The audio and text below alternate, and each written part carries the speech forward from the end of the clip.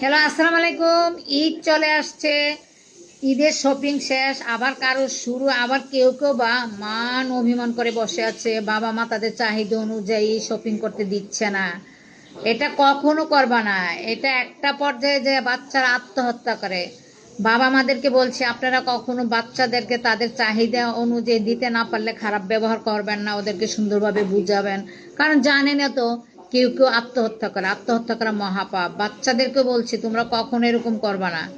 এই বাচ্চারা, তোমরা যখন ইনকাম করবা না, বাবা মাকে এইভাবে দিবা না কিন্তু। এখন বাবা মার থেকে একদম কুড়াইয়া কুড়াইয়া নারিকেলের মতো কুড়াই কুড়াই টাকা পয়সা নাও। যখন নিজেরা ইনকাম করবা তখন বাবা মাকে দিবা না, এটা সত্য।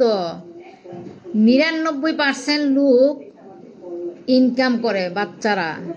তোমরা কিন্তু বাবা মাকে দাও না। ওই তোমাদের সাধ্য অনুযায়ী দাও, খাইলে খাও, না খাইলে নাও। রোজা, ঈদ বা বিভিন্ন শপিং কখনো দেওয়া হয় না। আর মার থেকে বাবার থেকে একদম নারিকেলের মতো কুড়াইয়ে করে নেওয়া হয়। যাক, বাবা মাদেরকে বলছি, আপনারা ছেলেমেয়েদেরকে সচেতন রাখবেন। দিতে না পারলে ওদেরকে সুন্দরভাবে বুঝাবেন। অনেক বাচ্চারাই আছে ঈদ উপলক্ষে আত্মহত্যা করে, কিন্তু এটা যেন কখনো না হয়।